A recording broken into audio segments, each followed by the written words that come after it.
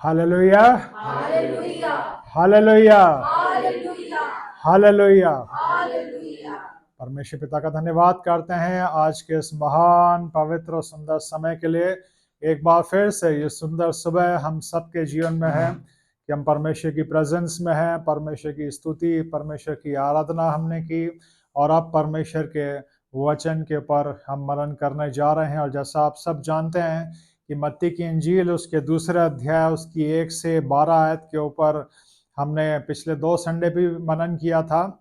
और प्रभु यीशु मसीह को जो भेंटें उनके जन्मदिन के ऊपर विद्वान लोगों के द्वारा, ज्योतिषियों के द्वारा चढ़ाई गई थी, उन भेंटों के आत्मिक अर्थ को हम परमेश्वर के वचन से और पवित्र आत्मा की अगुवाई से हम सीख रहे हैं।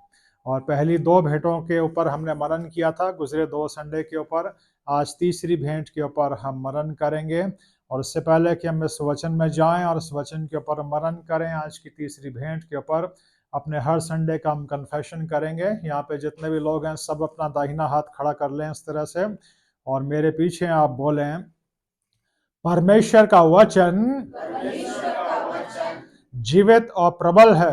जीवित और प्रबल है। परमेश्वर का वचन परमेश्वर का वचन तेज है, तेज है, हर एक दोधारी तलवार से भी ज्यादा। हर एक दोधारी तलवार से भी ज्यादा। परमेश्वर का वचन परमेश्वर का वचन सामर्थी है, सामर्थी है, मेरे गुदे गुदे को छेदने में। मेरे कूदे कूदे को छेदने में। परमेश्वर का वचन परमेश्वर का वचन सामर्थी है, सामर्थी है, मेरे जीव और आत्मा को अलग करने में। मेरे जीव और आत्मा को अलग करने में। परमेश्वर के वचन के सामने, परमेश्वर के वचन के सामने, परमेश्वर के वचन के सामने परमेश्वर के वचन के सामने मेरे जीवन की हर परिस्थिति घुटने टेकेगी। मेरे जीवन की हर परिस्थिति घुटने टेकेगी। आमीन, आमीन, हालेलुया। हालेलुया। परमेश्वर पिता का धन्यवाद करते हैं उनके सामर्थी वचन के लिए। भजन संहिता 138 उसकी दूसरी आयत में लिखा है, परमेश्वर ने अपने नाम से भी ज्यादा अपने वचन को महत्व दिया है। इसीलिए मेरे प्रियो, पवित्र आत्मा की अगुवाई में और पवित्र आत्मा के सिखाने पे ये जो कन्फेशन हमने शुरू किया है, इस कन्फेशन को हमें जीना है।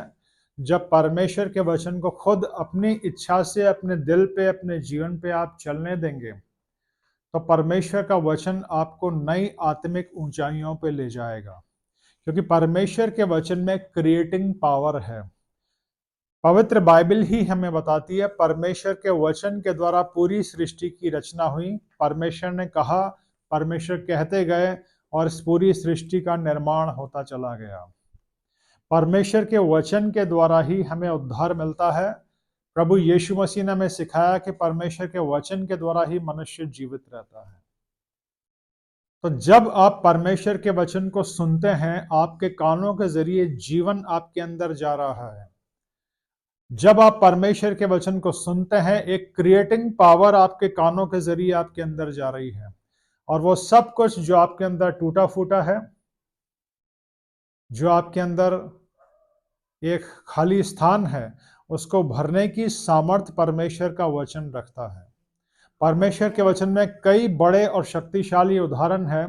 एक जो मुझे बड़ा अच्छा लगता है, यहेजकेल नबी की किताब उसके 37 अध्याय में, जहाँ परमेश्वर अपने प्रॉफिट को एक खाई में ले जाता है जहाँ सूखी हड्डियां होती हैं। परमेश्वर कहता है, क्या ये जी सकती हैं? प्रॉफिट कहता है, आप ही जानते हैं। परमेश्वर कहता है, जैसा मैं कहता हूँ वैसा बोल। जैसा परमेश्वर ने उनको वचन दिया वैसा वो कहते गए और सूखी हड्डियां एक सेना बन गई। परमेश्वर के वचन में क्रिएटिंग पावर है। परमेश्वर का वचन मेरे और आपके जीवन को पूरी तरह से बदलने की सामर्थ्य रखता है। परमेश्वर का वचन जिससे हमने उद्धार पाया है, परमेश्वर का वचन जिससे हमारा जीवन चलता है, उस परमेश्वर के वचन के ऊपर अपना फोकस रखिए, ध्यान रखिए।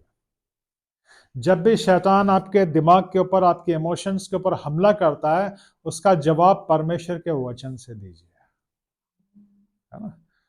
जब भी शैतान आपके ऊपर हमला करता है कि तू अकेला है, परमेश्वर के वचन से जवाब दीजिए कि नहीं, मेरा परमेश्वर मेरे साथ है। यीशु मसीह ने क्या कहा था अपने चेलों से? जगत के अंत तक मैं सदैव तुम्हारे साथ हूं। जब भी शैतान आपको डराए, परमेश्वर का वचन क्या कहता है? डरो मत। 365 बार परमेश्वर के वचन में लिखा है मत डर। जब भी परमेश्वर का वचन जब भी शैतान आपको डराए कि तेरे पास ये कमी घटी है, परमेश्वर के वचन से जवाब दीजिए कि वो यहोवा यिरे है ना। हर चीज का, हर बात का, है ना, किसी भी नेगेटिव थॉट को अपने अंदर एंटरटेन मत करिए। हमने सीखा है बारंबार परमेश्वर के वचन से कि उद्धार पाने के बाद भी शैतान का हमला कहाँ रहता है? हमारे दिमाग के ऊपर और फीलिंग्स के ऊपर। और हमारे चारों तरफ इस संसार में वो लोग जो उद्धार पाए हुए नहीं हैं या परमेश्वर की नजदीकी में नहीं है, उनकी बातों के जरिए, उनके व्यवहार के जरिए, उनकी बोली के जरिए, हमारे चारों तरफ की घटनाओं के द्वारा, वातावरण के द्वारा शैतान और अंधकार का साम्राज्य हमारे को डिस्टर्ब करने की कोशिश करता है, हमारे आत्मिक जीवन को पीछे धकेलने की कोशिश करता है। 25 वर्ष की पाजमानी खिदमत में बहुत से लोग मुझे ऐसे मिले जो यहां तक कहते थे कि भाई साहब, दुआ करने का मन ही नहीं करता, बाइबल पढ़ने का मन ही नहीं करता। क्यों? क्योंकि उनके थॉट्स, उनकी फीलिंग्स पूरी तरह से अंधकार के साम्राज्य के बॉन्डेज में चली जाती हैं। सुख दुख सबके जीवन में आते हैं, दुखों का, दुर्घटनाओं का, परेशानियों का, बुरे अनुभवों का सामना सबको करना पड़ता है। पर अगर आप अपना ध्यान और अपना फोकस उन्हीं के ऊपर रखेंगे तो उनके ऊपर ध्यान रखने की जगह के कारण अंधकार का साम्राज्य आपके दिमाग में, आपके दिल में एक जगह बना लेगा। पर परमेश्वर का वचन सब कुछ ठीक करने की सामर्थ्य रखता है। पर इसके लिए अपना फोकस जो है, अपना ध्यान जो है, वो परमेश्वर के वचन पे लाना बड़ा जरूरी है मेरे प्रियो। इसलिए हर संडे की इबादत में सिर्फ वचन को सुन के भूल नहीं जाना, उसके ऊपर फोकस रखना बहुत जरूरी है।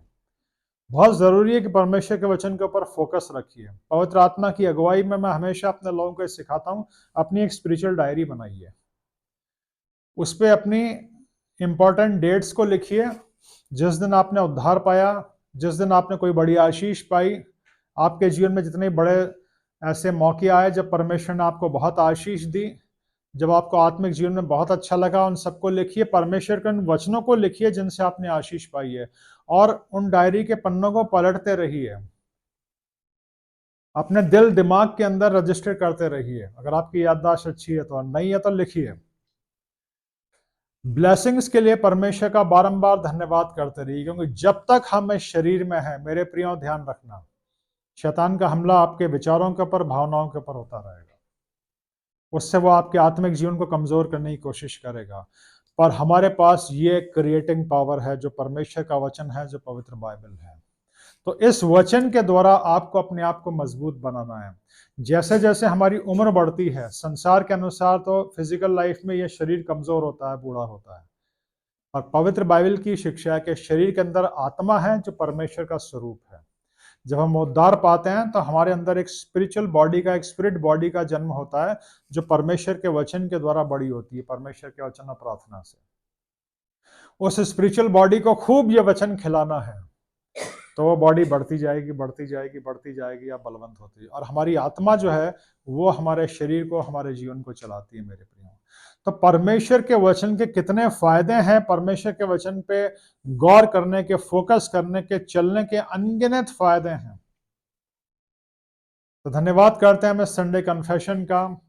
इसको बार बार करवाने में और इसके अर्थ को बार बार बताने में मुझे बड़ा आनंद आता है। और पवित्र आत्मा की अगुवाई में मैं चाहता हूं कि जितने भी वचन सुन रहे हैं, परमेश्वर के वचन से प्रेम करिए। आप वचन को सिर्फ पढ़ना नहीं, परमेश्वर के वचन से प्यार करिए, परमेश्वर के वचन पे गौर करिए, परमेश्वर के वचन पे फोकस करिए, अपने आप को पुश करिए जितना आप वचन को पढ़ सकें। वचन को खूब खाइए, वचन को खूब पढ़िए, वचन को चबाइए, वचन पे फोकस करिए। ये वचन आपको बलवंत करेगा। इस वचन को हर रोज उठाइए, ये वचन आपको उठाएगा। प्रभु आशीष दे इस वचनों के द्वारा। और एक ऐसा ऊंचा आत्मिक स्तर परमेश्वर ने रखा है, जब आप लगातार इस वचन को चबाते जाएंगे, खाते जाएंगे, फोकस करते जाएंगे, ये वचन एक तेज तलवार की तरह आपके जीव और आत्मा को ही अलग कर देगा। साफ साफ ये वचन सीधा आपकी आत्मा में जाएगा, और आपकी आत्मा जो है वो आपके जीव को अपने कब्जे में ले लेगी। यानी कि आपके थॉट्स और आपकी फीलिंग्स आत्मा के, स्पिरिट के कब्जे में रहेंगे।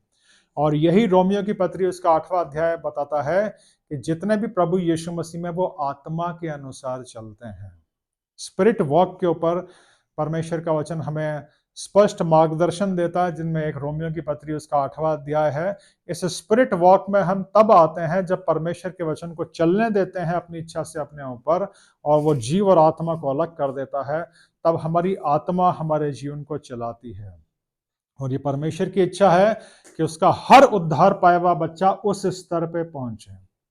कभी भी इमोशंस में कोई डिसीजन मत लीजिए, सारे डिसीजंस आत्मा की अगुवाई में होने चाहिए। परमेश्वर का आत्मा कहाँ रहता है? हमारे अंदर। हम परमेश्वर का मंदिर हैं, हम उसका घर हैं।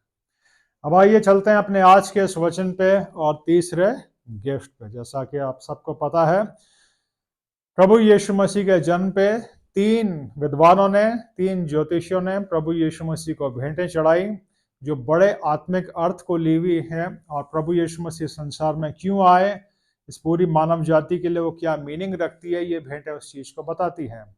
सबसे पहले हमने मनन किया था कि प्रभु यीशु मसीह को सोना जो है, गोल्ड जो है, वो ऑफर किया गया, जो बताती है कि प्रभु यीशु मसीह एक किंग है, किंग है इस पूरी कायनात के।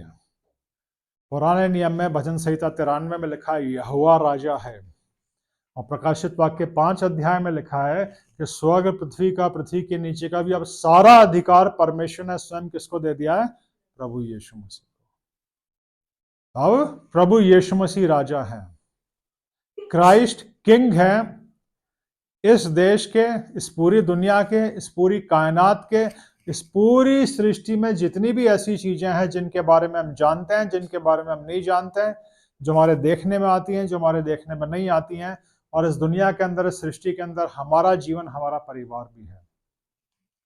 तो हमें खुद अपनी इच्छा से अपने जीवन का अधिकार प्रभु यीशु मसीह को देना है, और प्रभु यीशु मसीह को अपने जीवन का राजा बनाना है। पुराने नियम में जब, पुराने समय में जब राजाओं का समय था, अभी भी कई जगह राजा लोग होते हैं, लेकिन जब राजाओं का समय था, राजा अच्छा होता था तो वो देश और प्रजा खुशहाल होती थी। प्रभु यीशु मसीह जब पूरी तरह से राजा बन जाएंगे आपके आपका जीवन खुशहाल होगा।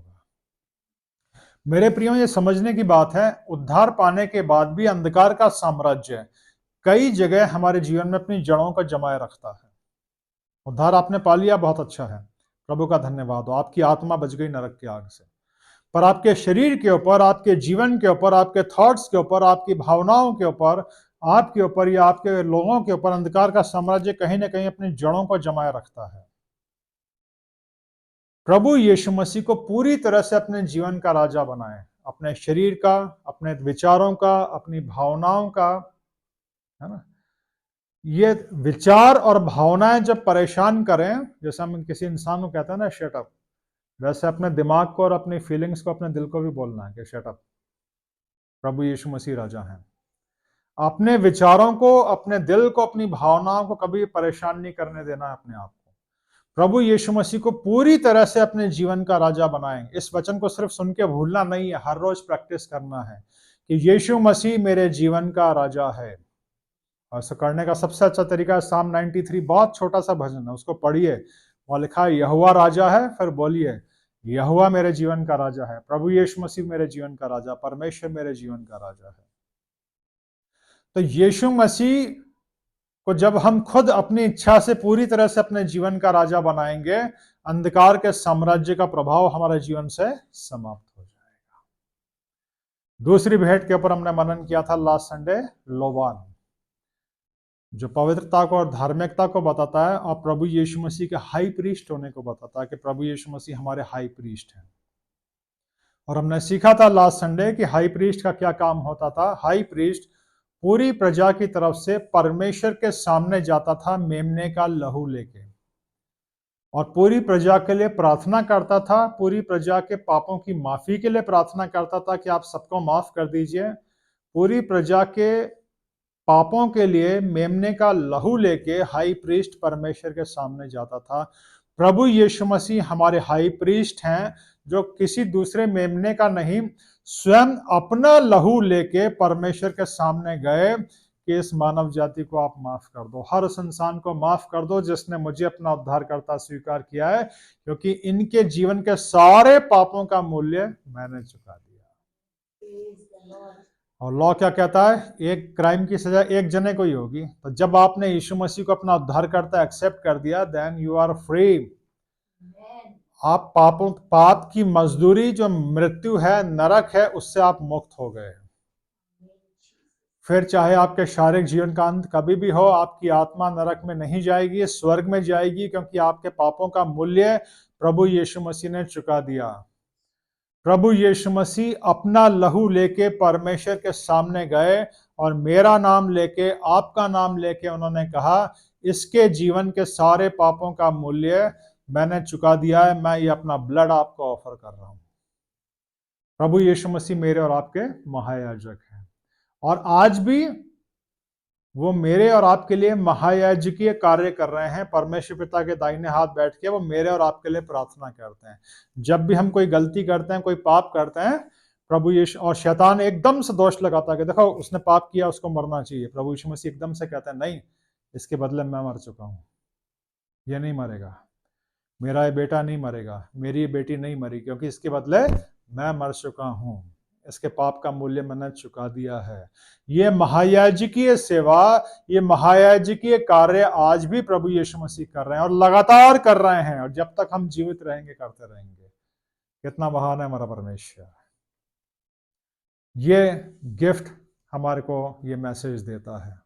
आज तीसरे गिफ्ट के ऊपर हम मनन करेंगे। पहला सोना था, दूसरा लोबान, और तीसरा गिफ्ट क्या पढ़ा हमने? गंधरस का। तीसरा जो गिफ्ट है गंधरस का, वो प्रभु यीशु मसीह के सैक्रिफाइस को बताता है, उनकी डेथ को, उनके बरियल को और उनके रेजरेक्शन को बताता है। क्रूस की जो मृत्यु है उसको बताता है ये गंधरस का जो गिफ्ट है। जब भी क्रिसमस आता है हम सब बहुत खुश होते हैं, हम सब सेलिब्रेट करते हैं, हम सब अपने घरों को सजाते हैं, साफ करते हैं, गिफ्ट्स लाते हैं, नए अच्छे अच्छे कपड़े पहनते हैं, सारी खुशियों को मनाते हैं, मनाना भी चाहिए। पर इन सारी खुशियों के बीच में हमें ये याद रखना चाहिए, प्रभु यीशु मसीह जो स्वर्ग में अपने सिंहासन पे थे और चारों तरफ साराप और करूब उनकी स्तुति, उनकी महिमा करते थे, उनको वर्शिप करते थे, वो उस स्वर्ग को छोड़ के इस पृथ्वी पे आए। क्यों? मेरे और आपके पापों के लिए मरने के लिए, मेरे और आपके पापों के लिए अपना बलिदान देने के लिए। इस संसार में हर वो व्यक्ति जो पैदा होता है वो अपनी मौत मरता है। प्रभु यीशु मसीह मेरे और आपकी मौत मरे सलीब के ऊपर, है ना। एक बार किसी ने पूछा था कि ये जो क्रूस की मृत्यु जो प्रभु यीशु मसीह को दी गई, ये तो उस समय एक सजा थी, जैसे आजकल लोगों को फांसी पर चढ़ाया जाता है या अमेरिका और दूसरे देशों में इलेक्ट्रिक चेयर की सजा होती है, ये तो एक सजा थी। और उस समय बहुत से लोगों को सलीब पर चढ़ाया गया था। जी हाँ, उस समय ये एक बड़ी क्रूर सजा थी और बहुत से लोगों को सलीब पर चढ़ाया गया था। पर जितने भी लोग उस समय सलीब पर चढ़ाए गए थे वो अपने पापों, गुनाहों, अपने क्राइम की वजह से चढ़ाए गए थे। प्रभु यीशु मसीह को जो सलीब पर चढ़ाया गया था, प्रभु यीशु मसीह ने खुद अपने आप को ऑफर किया था, और प्रभु यीशु मसीह मेरे और आपके पापों के लिए सलीब पे गए थे। वो सारी बलाएं, वो सारी सजाएं जो मेरे और आपके लिए थी, वो सब प्रभु यीशु मसीह ने अपने ऊपर ले ली। ये तीसरी भेंट, ये मैसेज मुझे और आपको देती है। और देखिए मेरे प्रियो, परमेश्वर का अद्भुत काम, ये सारे ज्ञानी लोग थे, परमेश्वर ने इनके मन में ये ज्ञान रखा कि ये जो बालक उत्पन्न हुआ है, ये राजा है, ये जो बालक उत्पन्न हुआ है, ये एक महायाजक है, और ये जो बालक उत्पन्न हुआ है, ये पूरी मानव जाति के लिए अपना बलिदान देगा। ये तीसरी भेंट गंधरस की प्रभु यीशु मसीह की यातनाओं को, उनके सैक्रिफाइस को, उनके पूरे समर्पण को बताती है कि पूरी तरह से परमेश्वर के प्रति आज्ञाकारी और समर्पित रह के उन्होंने सलीब के ऊपर अपना बलिदान दिया। मेरे प्रियो, यूहन्ना 3:16 बोलिए। यूहन्ना 3:16। परमेश्वर ने जगत से ऐसा प्रेम किया कि उसने अपना इकलौता पुत्र दे दिया, ताकि जो कोई इस पर विश्वास लाए वो नाश न हो और अनंत जीवन पाए। जी हाँ, ये तीसरी भेंट हमें स्मरण कराती है परमेश्वर के प्रेम के बारे में, कि परमेश्वर ने कितना प्यार किया जगत से। पूरे जगत से प्यार किया, पूरी मानव जाति से प्यार किया, और उसके बाद इंडिविजुअली अपना नाम उस आयत में जगत के जगह पर रख के देखें कि परमेश्वर ने मेरे से इतना प्यार किया कि यीशु मसीह को दे दिया, ताकि मैं नाश ना हूं वरन अनंत जीवन पाऊं। इस क्रिसमस पे मेरे प्रियो हमें परमेश्वर के प्रेम के ऊपर भी मनन करना है, परमेश्वर के प्रेम के ऊपर फोकस करना है। श्रेष्ठ गीत की किताब बताती है प्रेम मृत्यु के तुल्य सामर्थी है। दो बड़ी पावर हैं, एक डेथ है जो सब कुछ खत्म कर देती है, और एक प्रेम है। इस संसार में, इस दुनिया में क्रिमिनल्स की एक स्टडी की गई जिससे ये सामने आया कि 90% लोग क्रिमिनल्स इसलिए बनते हैं क्योंकि उनको अच्छी परवरिश नहीं मिली, माता पिता का प्रेम नहीं मिला, किसी का प्रेम नहीं मिला, इसलिए वो गलत राहों पे चल रहे हैं। पर परमेश्वर का वचन मुझे और आपको सबसे बढ़ के एक चीज बताता है कि मेरा और आपका जो निर्माता है, जो इस पूरी सृष्टि का निर्माता है, जो मेरे और आपके जीवन को रचने वाला परमेश्वर है, वो मुझसे और आपसे प्यार करता है। कोई इंसान आपसे प्यार करे या ना करे, कोई इंसान आपकी फिक्र करे या ना करे, परमेश्वर, मुझे और आपको रचने वाला, बनाने वाला परमेश्वर मुझे और आपसे प्रेम करता है, और अपने प्रेम को उसने जाहिर किया प्रभु यीशु मसीह को देके। और प्रभु यीशु मसीह ने अपने प्यार को जाहिर